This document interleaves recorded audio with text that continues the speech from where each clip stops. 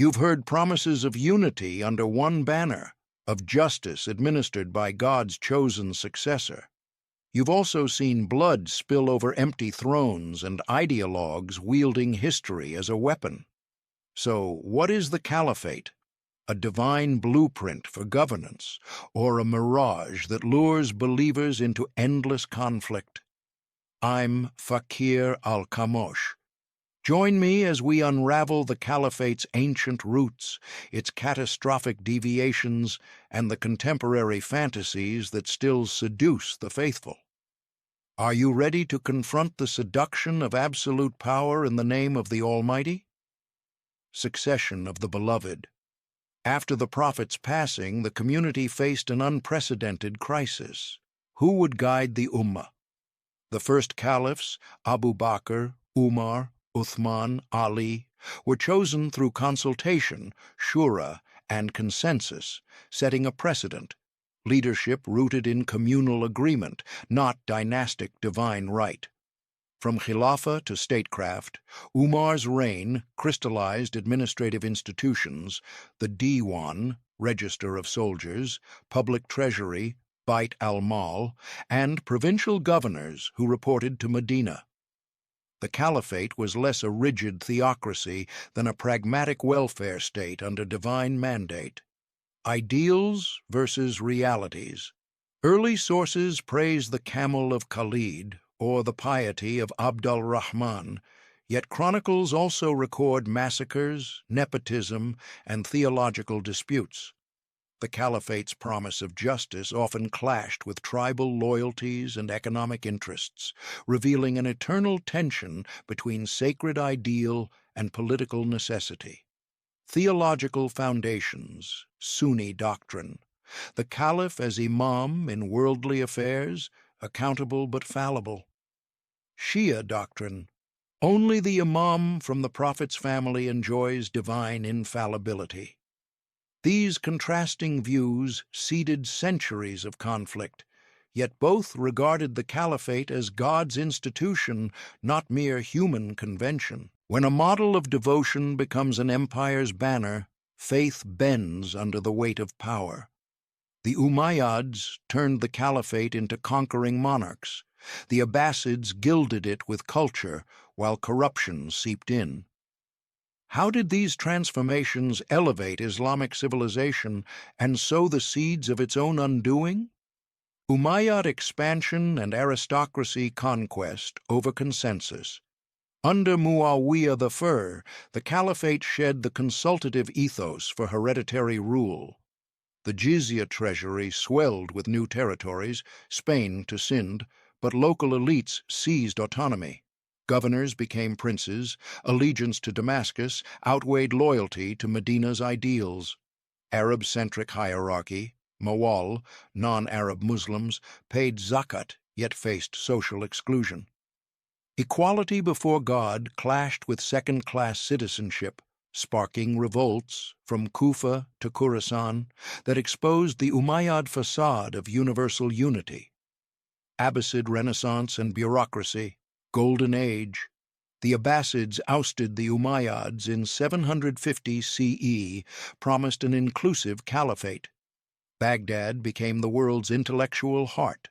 House of wisdom, paper mills, patronage of philosophers. Science, poetry, theology, and Sufism flourished under Abbasid patronage.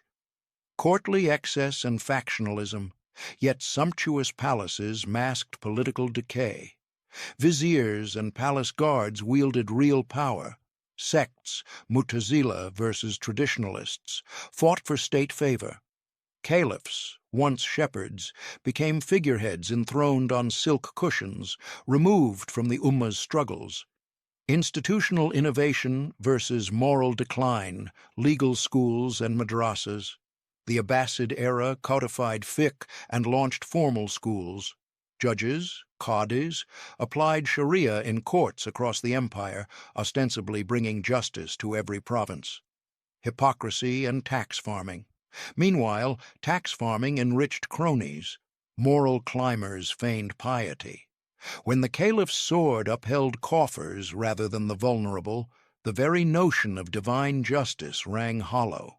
Provocative insight.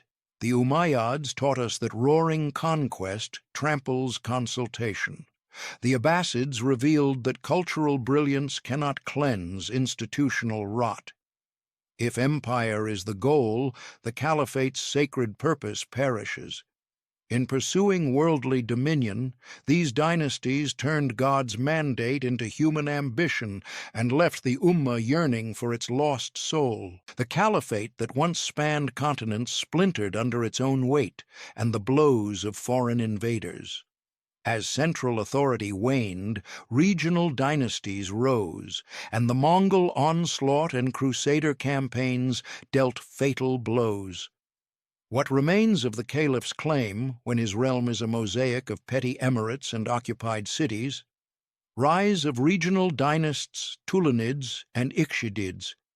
In Egypt, Ahmad ibn Tulun, and later Muhammad ibn Tughj Ikhshid, carved autonomous sultanates under nominal Abbasid suzerainty. Their courts minted ducats, maintained armies, and styled themselves as heirs to the caliphal mandate, while the caliph in Baghdad became a distant symbol, powerless to enforce decrees. Buyids and Seljuks. In Persia and Iraq, Buyid emirs seized Baghdad's treasures. The Abbasid caliph became their puppet. Later, Seljuk sultans restored Sunni orthodoxy but ruled through Atabak status, relegating the caliph to a ritual role. Deeds and fatwas flowed from sultans' pens, not the caliphal seal. The Mongol catastrophe siege of Baghdad, 1258. Hulagu Khan's forces breached the city walls, drowned the Caliph al-Mustasim in the Tigris, and razed libraries. The caliphate that defined world order lay buried beneath rubble, and with its fall, the idea of an unbroken sacred institution seemed shattered beyond repair.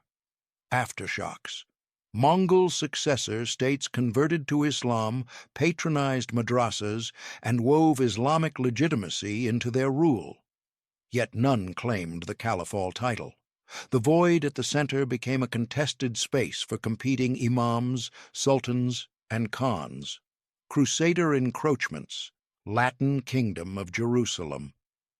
Western knights carved out fiefdoms on Muslim soil, proclaiming Christian kings in cities the caliph once claimed. The caliph's armies mustered resistance.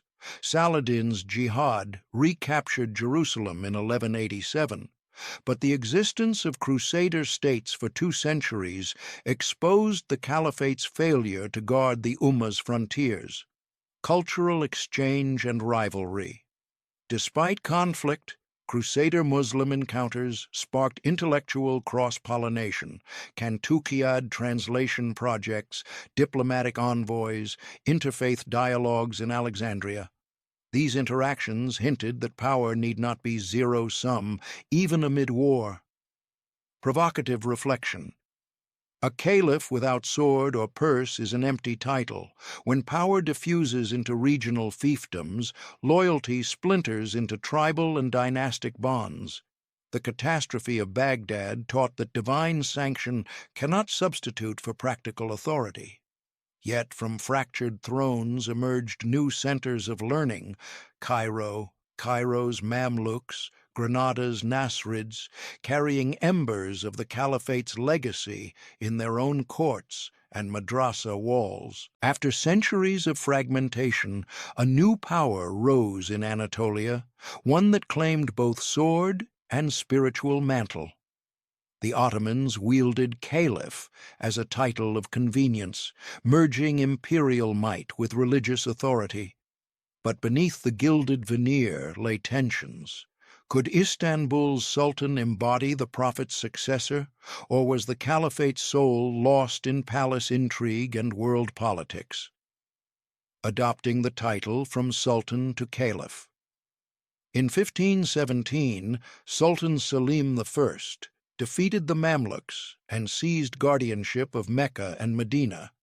He adopted the caliphate title, presenting himself as heir to al-Mutawakkil's legacy in Cairo.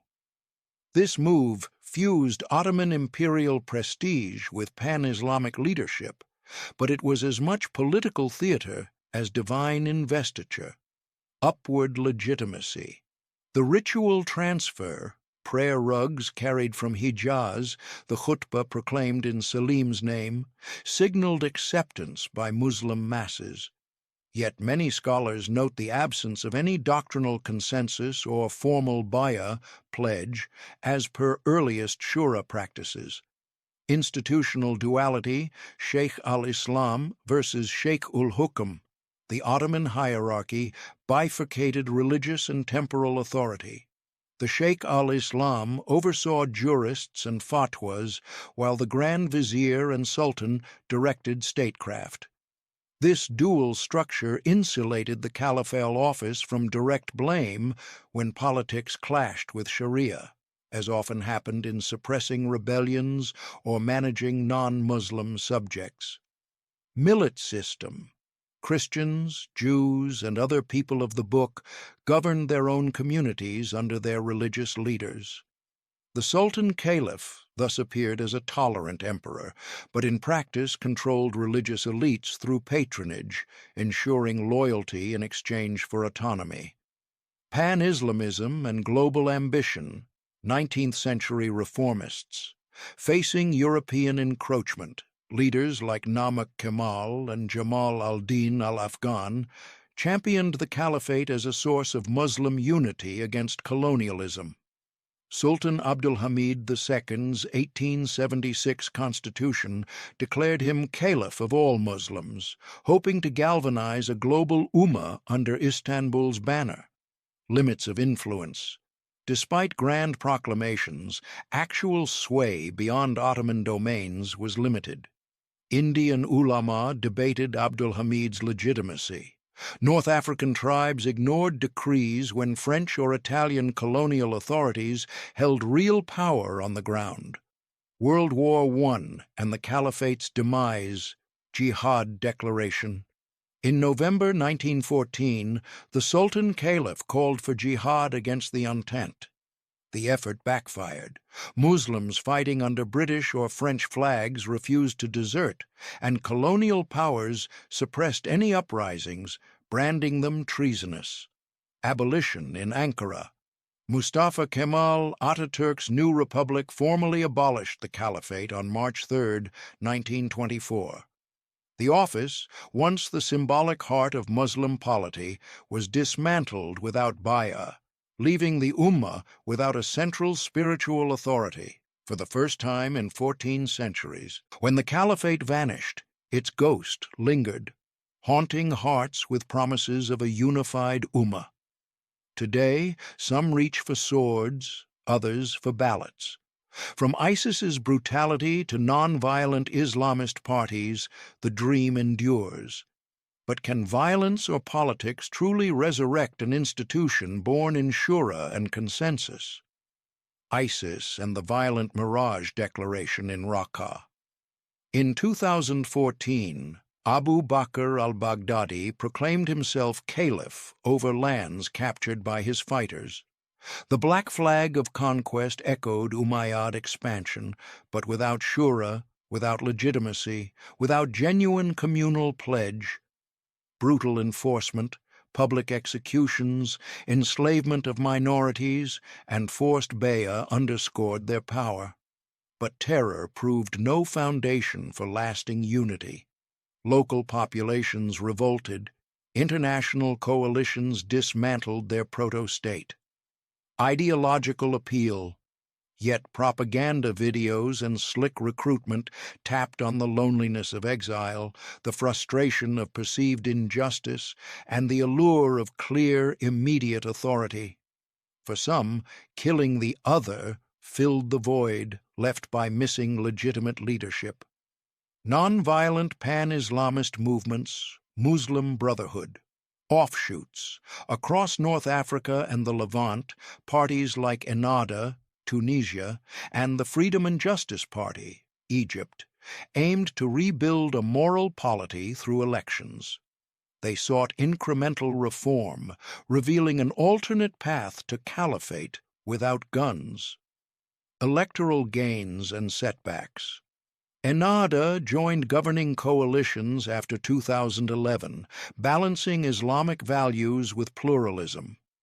Egypt's Brotherhood won parliament seats in 2012, but were swept from power by a coup in 2013. Their experience exposed both the potential and pitfalls of politics under a faith banner. Transnational organizations and networks, Hizb-ut Tahrir. Operating globally, this group calls for a nonviolent re-establishment of the Caliphate through intellectual agitation and community organizing. They publish magazines, hold study circles, and lobby diaspora communities. Yet most Muslim-majority states ban them, citing threat to national sovereignty. Global Muslim networks. Conferences in Kuala Lumpur and Istanbul gather scholars and activists to discuss governance models inspired by Islamic principles. These forums propose frameworks for federal caliphate-like unions, respecting state boundaries but uniting on shared Sharia standards. Digital Caliphate and Cyber Shura online bayʿa rituals. Extremists have attempted to seek pledges of allegiance via encrypted messaging apps. Conversely, reformists host virtual councils where participants vote on policy proposals, an embryonic digital shura seeking legitimacy beyond geography. Propaganda versus participation. While extremist groups use social media for fear-driven compliance, nonviolent networks struggle to convert online engagement into real-world influence. The Caliphate's revival thus remains trapped between avatars and assemblies. The challenge of legitimacy, absence of universal consensus.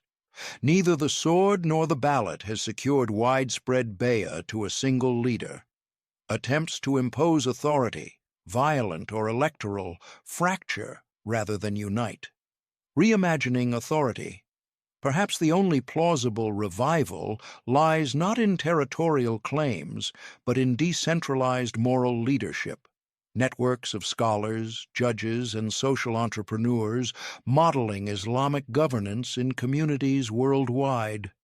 A true caliphate of conscience, not conquest. When the last Ottoman Sultan Caliph was deposed, a void yawned across the Muslim world. Into that void stepped monarchs who claimed divine custodianship not by consultation, but by birthright. Today, Saudi Arabia stands as the self-styled guardian of Islam's holiest sites. But does royal inheritance equate to caliphal legitimacy? Or is it merely a political brand wrapped in religious symbols? From bayʿa to bloodline Ottoman abolition fallout. With no caliph in Ankara, Muslim masses had no central pledge to renew. In 1924, Ibn Saud's conquest of the Hijaz brought Mecca and Medina under the Saud family. Their claim relied less on shura and more on tribal loyalties and Wahhab religious endorsement. The nascent brand. By the mid-20th century, the title Custodian of the Two Holy Mosques became a hallmark of Saudi kings. It signaled responsibility for pilgrimage security and maintenance, an administrative function elevated to symbolic caliphate. Wahhab legitimization, religious alliance. The Saudi monarchy's pact with Wahhab clerics granted it doctrinal guardianship in exchange for political support. Grand muftis issued fatwas endorsing the Al Saud's rule as divinely sanctioned, yet this alliance also tethered the monarchy to a revivalist theology, constraining reform. Control of narrative.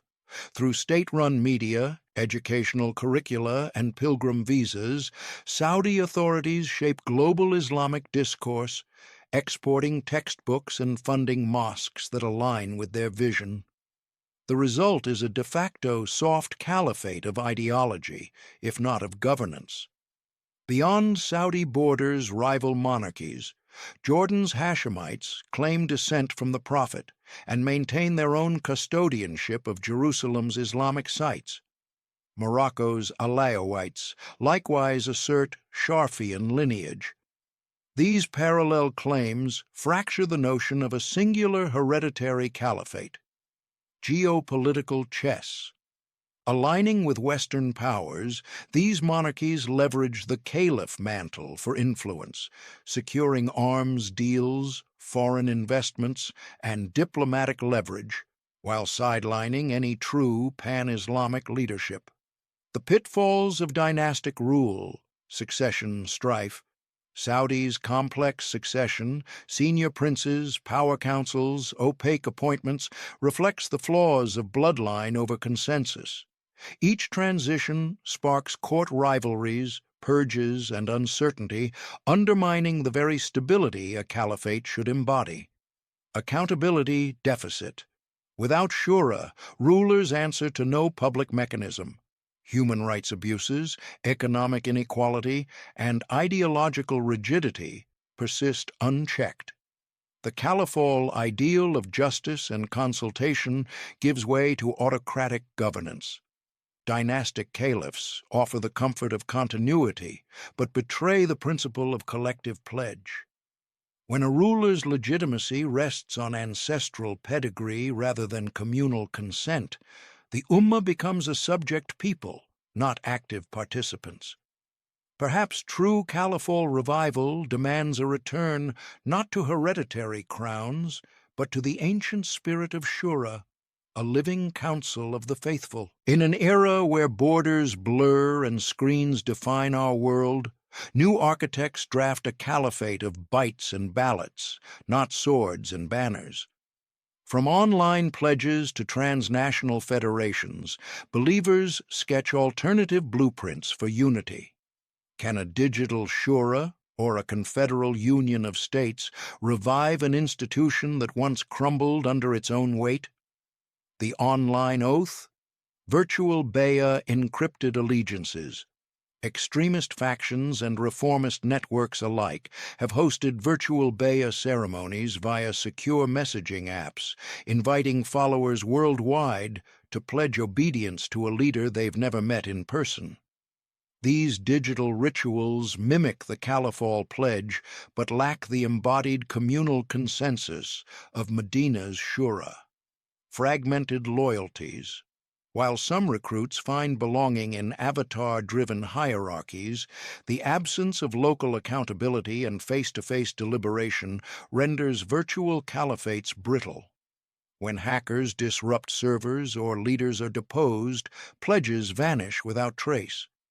Confederal models, from Maghreb to ASEAN regional alliances. Thinkers propose federations of Muslim-majority states, Maghreb Union, GCC expansion, even an ASEAN Muslim League hybrid, governed by a council of heads elected for fixed terms.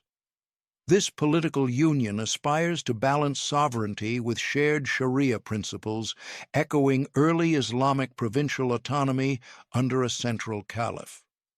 Challenges of diversity. Such confederations wrestle with linguistic, legal, and sectarian differences. Can Sudanese federalism coexist with Indonesian pluralism? History warns that centrifugal forces, ethnic rivalries, economic disparities can splinter even well-intentioned unions.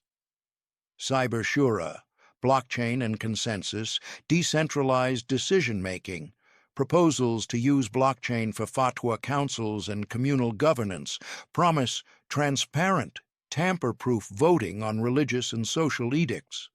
Each node, mosque, madrasa, community center, casts weighted votes, ensuring that no single authority hoards power. Technical and theological hurdles. Embedding Sharia into smart contracts raises complex jurisprudential questions. Who codes the contract? Which madhab's methodology prevails when interpretations clash?